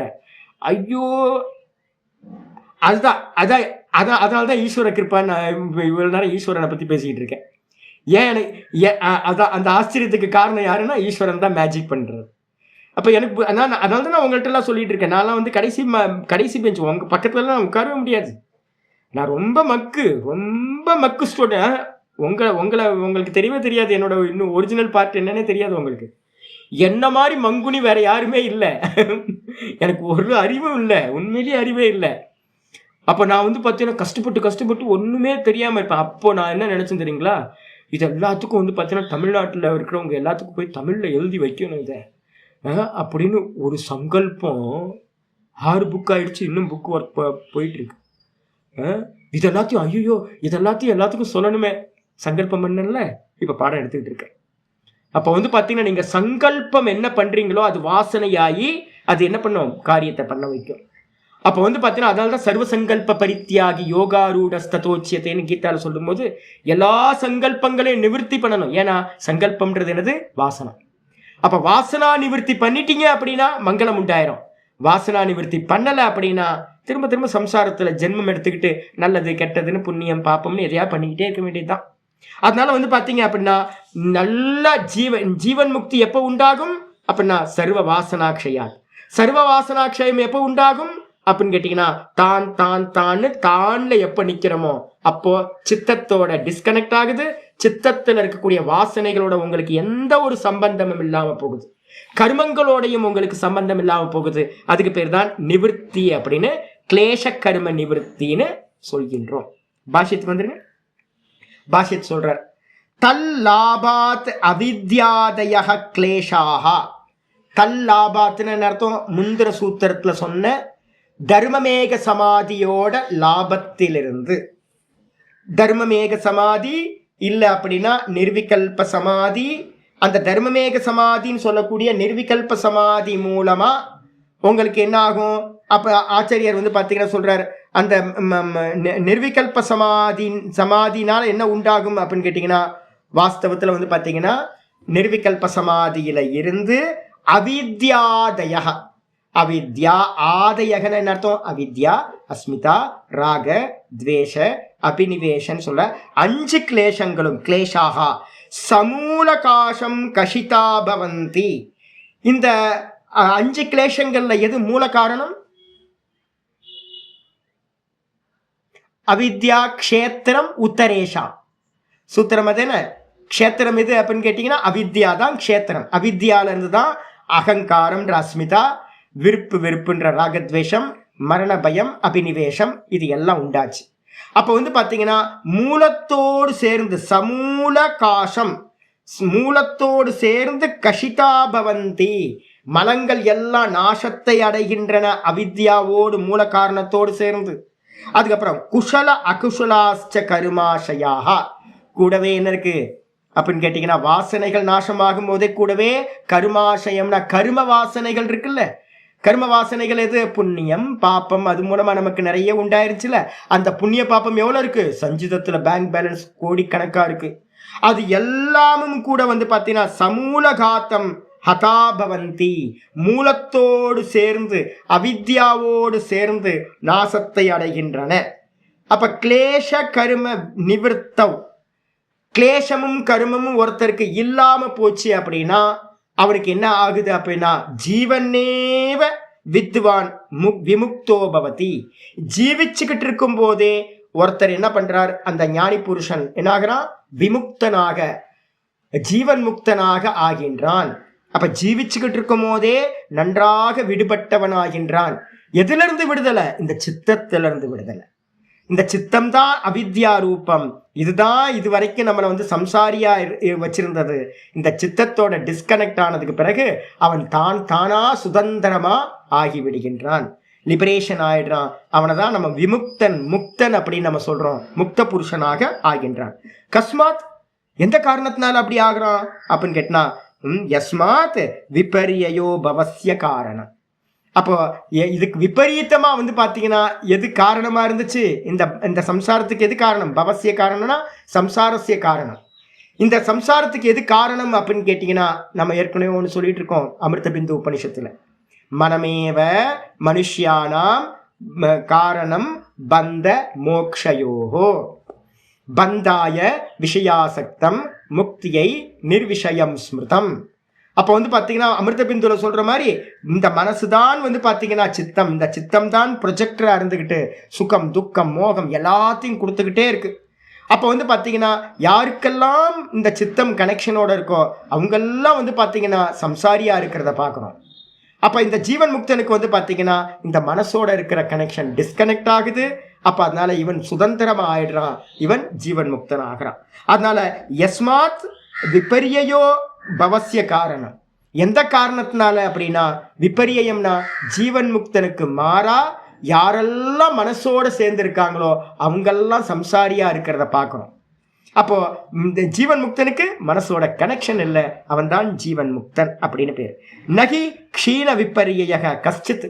இந்த உலகத்துல வந்து பாத்தீங்கன்னா யாரெல்லாம் க்ஷீண விருத்தயக க்ஷீண விபரிய, விபரியம்னு என்ன அர்த்தம்? பொய்யறிவு. விபரியத்துக்கு என்ன லட்சணம் சொல்லியிருக்கோம்? மித்யா ஞானம். அதுக்கப்புறம் ஃபுல்லா சொல்லுங்க. அதத்ரூப பிரதிஷ்டம். முக்கியமானது தான். மித்யா ஞானம்னா பொய்யறிவு. விபரியம் அப்படின்றது வந்து பார்த்தீங்கன்னா பொய்யறிவுன்னு அர்த்தம். பொய்யறிவுனா என்னது? ஒன்றை வேற ஒன்றா பார்க்கறது. அதான் அதத்ரூப பிரதிஷ்டம் அப்படின்னு பேர். கைத்துல பாம்பு பார்த்தீங்கன்னா கயிறை பார்க்காம கைத்துல பாம்பு பார்த்தீங்கன்னா விபரியம். ஒன்றில் வேற ஒன்றை பார்க்கறது. சிப்பியில் வந்து பார்த்தீங்கன்னா வெள்ளியை பார்த்தீங்கன்னா ஒன்றை வேற ஒன்றா பார்க்கறது. காணலில் ஜலம் பார்த்தீங்கன்னா மிருகதிருஷ்ணிக்கா பார்த்தீங்கன்னா அது வேற ஒன்றா பார்க்கறது. அதே மாதிரி இப்போ நம்ம என்ன பார்த்துருக்கோம்? நம்மளை வந்து பார்த்தீங்க அப்படின்னா நான் மனசு அப்படின்னு நம்ம பார்த்தோம் பார்த்தீங்களா? அதனால சம்சாரி. அப்போ யாரு ஒருத்தர் வந்து பார்த்தீங்கன்னா விபரிய நகி க்ஷீண விபரிய கஷ்டித். எவராவது ஒருத்தருக்கு வந்து விபரிய ஞானம்ன்ற பொய்யறிவு நீங்கி போச்சோ அவருக்கு வந்து பார்த்தீங்கன்னா கேனச்சித்து கொச்சித்து ஜாத்தோ நகி திருஷ்யதே. எந்த உலகத்தில் இருக்கிற எந்த ஒருத்தனும் வந்து பார்த்தீங்கன்னா மித்யா ஞானம் நீங்க பெற்றவன். மித்யா ஞானம் எவனுக்கு க்ஷீணமாயி போச்சோ, மித்யா ஞானம்னா விபரியம். விபரியத்துக்கு டைரக்டான மீனிங் வந்து பார்த்தீங்கன்னா அவித்யா. விபரியத்துக்காக டைரக்டான மீனிங் பொய்யறிவுனா அவித்யா. அந்த அவித்யான்றது வந்து பார்த்தீங்கன்னா யாருக்கு நாசமாயி போச்சோ அவர்களுக்கு வந்து பார்த்தீங்கன்னா கேனச்சித்து எந்த ஆளாக இருந்தாலும் கொச்சித்தப்பி எப்பவுமே வந்து பார்த்தீங்கன்னா ஜாத்தோ எந்த காலத்திலும் பிறப்பதை வந்து பார்த்தீங்கன்னா நாம் பார்க்கவில்லை. நம்ம சொல்கிறோம்ல ரமணர் வந்து பார்த்தீங்கன்னா முக்தராயிட்டார், சங்கரர் முக்தராயிட்டார், வியாசர் முக்தராயிட்டார், வசிஷ்டர் முக்தராயிட்டார் அப்படின்னு வந்து பார்த்தீங்கன்னா சதாசிவ பிரம்மேந்திரன் முக்தராயிட்டார் அப்படின்னு யாரையெல்லாம் நம்ம முக்த புருஷர்களாக சொல்கிறோமோ அவங்களுக்கெல்லாம் என்ன ஆயிருக்கு? அவங்களுக்கு அவித்யா நாசம் ஆயிருக்கு. அவித்யா நாசமானதுனால அவங்க வந்து பார்த்தீங்கன்னா திரும்ப பிறக்கிறதை நம்ம பார்க்கவே இல்லை. அப்போ வந்து பார்த்தீங்கன்னா அதனால வந்து பார்த்தீங்கன்னா யாருக்கெல்லாம் அவித்யா நாசமாகுதோ அவங்களுக்கெல்லாம் வந்து பார்த்தீங்கன்னா திரும்ப பிறப்பு இல்லை, விதேக முக்தி அப்படின்னு சம்பவிக்குது. அப்போ இருக்கிற வரைக்கும் அவங்க எப்படி இருக்காங்க அப்படின்னா ஜீவன் முக்தர்களாக இருக்காங்க. இப்போ ஜீவன் முக்தர்களாக இருக்காங்களா சுவாமி அப்படின்னு கேட்டிங்கன்னா அடுத்த சூத்திரம் வந்து பார்த்தீங்கன்னா அதுக்காக சொல்ல ஆரம்பிக்குது. ததா சர்வாவரணமலாபேதஸ்ய ஞானஸ்ய அனந்த்யாத் ஞேயமல்பம். ததா சர்வாவரணமலாபேதஸ்ய ஞானஸ்யானந்த்யாத் ஞேயம் அல்பம். ஜி எனக்கு முடியல, இதோட போதும். எனக்கு அப்படியே கொஞ்சம் கஷ்டமாக இருக்குது, ரொம்ப ஸ்ட்ரெயின் பண்ணி பேச வேண்டியதாக இருக்குது. நாளைக்கு 3 நாள் லீவ் கழித்து வந்து பார்ப்போம் இந்த சூத்திரத்தை. இதோட இன்னைக்கு நிப்பாட்டும். இது வந்து பார்த்தீங்கன்னா எதை பற்றி பேச ஆரம்பிக்குதுன்னா இந்த சூத்திரம் இதை பற்றி பேச ஆரம்பிக்குது. ஜீவன் முக்தினா எப்படி உண்டாகும் அப்படின்னு. ஜீவன் முக்தி நிறைய பேருக்கு தெரியாதுல்ல உங்களுக்கு. நாங்கள் என்ன பண்ணுவோம்னு கேட்டிங்கன்னா ஒரு கல்பனா பண்ணுவோம். எப்பவுமே நல்லா மனசில் வச்சுங்க. நம்ம ஆட்கள் எல்லாத்துக்கும் ஒரு ப்ராப்ளம் இருக்குன்னா ஜீவன் முக்தன்றது வந்து பார்த்தீங்கன்னா நம்ம பார்வையில் தான் ஜீவன் முக்தன். என்னது? யாரோட பார்வையில்? நம்ம பார்வையில். ஜீவன் முக்தன் ஒரு ஆள் வந்து பார்த்தீங்கன்னா இதவே இல்லை.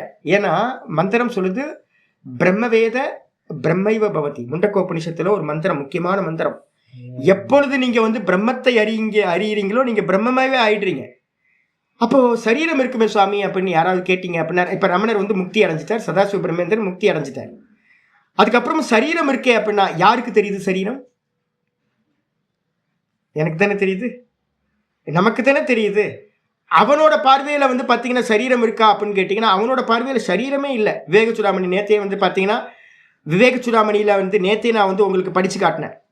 என்ன அப்படின்னு கேட்டீங்கன்னா அவன் வந்து பாத்தீங்கன்னா வேற ஒன்றை பார்ப்பதில்லை, ஏக்கமே அத்வித்தீயத்தை தான், ஆத்மஸ்வரூபத்தை தான் பார்க்குறான், வேற ஒன்றை கேட்பதில்லை, வேற ஒன்றை பார்ப்பதில்லை.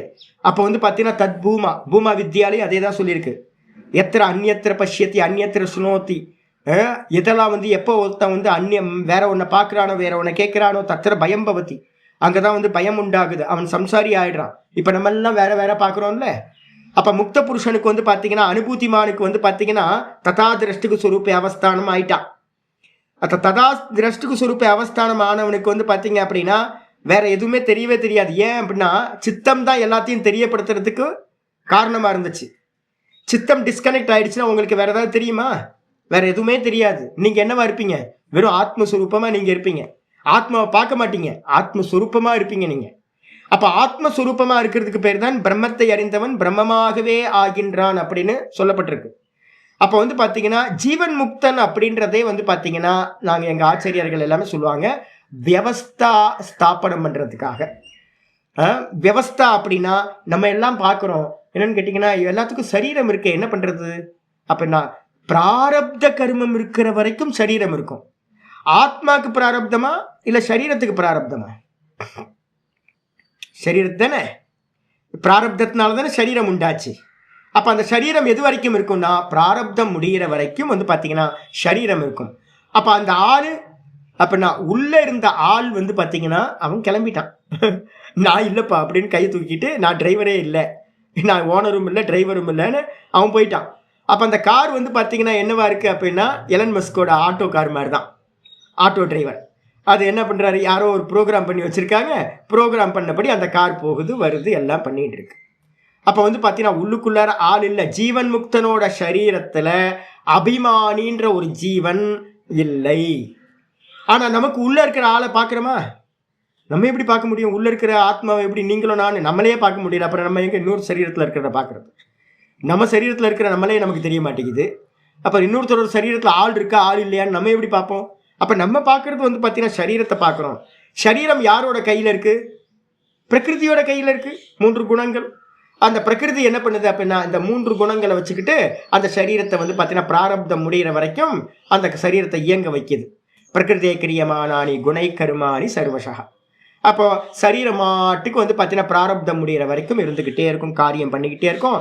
நம்ம பார்க்கறதுக்கு வந்து பார்த்தீங்கன்னா எப்படி தெரியும்? ரமணர் வந்து பார்த்தீங்கன்னா பில்டிங் கட்டினாரு, ப்ரூஃப் ரீடிங் பண்ணாரு, புக்குலாம் பண்ணாரு, மற்றவங்களுக்கு உபதேசம் பண்ணாரு. சங்கரர் வந்து பார்த்தீங்கன்னா ஊர் ஊரா சுற்றினாரு, இந்தியா ஃபுல்லாக சுற்றி வந்தார், மடங்களை ஸ்தாபனம் பண்ணாரு, இந்த கிரந்தங்களை பாஷ்யம்லாம் பண்ணாரு. வியாசர் என்ன பண்ணாரு, அப்புறம் சதாசிவ பிரம்மேந்திரர் என்ன பண்ணுறாருன்னு அவர் இதை பண்ணார் அதை பண்ணாருன்னு நம்ம கதை பேசிக்கிட்டு இருக்கோம். நம்ம வாஸ்தவத்தில் வந்து பார்த்தீங்க அப்படின்னா ஞானி புருஷர்கள் வாழ்ந்த வீடு, ஞானி புருஷர்கள் வாழ்ந்த வீடு தான் வந்து பார்த்தீங்கன்னா அவங்க சரீரம். அவங்க இல்லை, அவங்க எப்போ போயிட்டாங்க. அப்போ நடுவில் இருக்கிறதுக்கு என்ன பேர் அப்படின்னா லேஷா வித்யா அப்படின்னு சாஸ்திரத்தில் என்ன பண்ணுறோம்? லேஷா வித்யானா நம்ம சமாதி அடைஞ்சதுக்கு பிறகு கூட ஜீவன் முக்த அவஸ்தையில் ஒரு துளி அவஸ்தா அவித்யா, ஒரு துளி கொஞ்சோண்டு வந்து பார்த்தீங்கன்னா ஒரு டிராப் மட்டும் வந்து பார்த்தீங்கன்னா மிச்சம் இருக்கும், பிராரப்தம் வரைக்கும் இருக்கும் அப்படின்னு ஒரு கல்பனா பண்ணுறோம். வாஸ்தவத்தில் அந்த கல்பனை கூட எதுக்காக அப்படின்னா நம்ம புரிஞ்சுக்கிறதுக்காக, இந்த வித்யா பரம்பரா போகணுன்றதுக்காக நம்ம இந்த கல்பனையை பண்ணுறோம். வாஸ்தவத்தில் ஜீவன் முக்தர்களோட நிலையிலிருந்து எந்த க்ஷணம் அனுபூதியோ அந்த க்ஷணத்திலேயே அவங்களுக்கு தேகம் இல்லை. என்னோட குருநாதர் சொல்கிற மாதிரி ஒருத்தருக்கு 3 பொண்டாட்டி வந்து பார்த்தீங்கன்னா இவர் இறந்து போனோன்னு எப்போ தாலி எடுப்பாங்க அப்படின்னு கேட்டால் ஒரே சமயத்தில் தாலி எடுத்துருவார். அதே மாதிரி 3 கர்மங்கள் பிராரப்தம் சஞ்சிதம் ஆகாமி, இந்த 3 கர்மங்களும் பிரம்மத்தை சாட்சாத்காரம் பண்ணின மாத்திரத்தில் வந்து பார்த்தீங்கன்னா பிடிச்சி போயிடும், இல்லாமல் போயிடும். தனித்தனியாக இல்லை 2 முதல் ஒய்ஃப் வந்து பார்த்தீங்கன்னா ஃபஸ்ட்டு தாலி எடுப்பாங்க, அப்புறம் செகண்ட் மேரேஜ் பண்ண செகண்ட் ஒய்ஃப் செகண்ட் டைமுக்கு தாலி எடுப்பாங்க, அப்புறம் 3வது ஒய்ஃபு 3வது காலத்தில் அப்படியா நடக்குது? அப்படிலாம் இல்லை. அதே மாதிரி எந்த க்ஷணத்துல வந்து பாத்தீங்கன்னா அனுபூதியோ அந்த க்ஷணத்திலேயே சஞ்சிதம் பிராரப்தம் ஆகாமி 3 கர்மங்களும் நாசத்தை அடைகின்றன அப்படின்னு சொல்லி முடிப்போம். இந்த சூத்திரம் வந்து அதுக்கான விவஸ்தையை பண்ணுது. ஜீவன் முக்தி விதேக முக்தியை பத்தி பேச போகுது. நம்ம நான் லீவு முடிச்சு வந்து பார்க்கலாம். ஓம் பூர்ணமத பூர்ணமிதம் பூர்ணாத் பூர்ணமுதச்யதே பூர்ணஸ்ய பூர்ணமாதாய பூர்ணமேவாவசிஷ்யதே. ஓம் சாந்தி சாந்தி சாந்தி. ஹரிஹி ஓம் ஸ்ரீ குருப்யோ நமஹ. ஹரிஹி ஓம். நாராயண நாராயண நாராயண நாராயண. ஹரி ஓம் ஹரி ஓம்.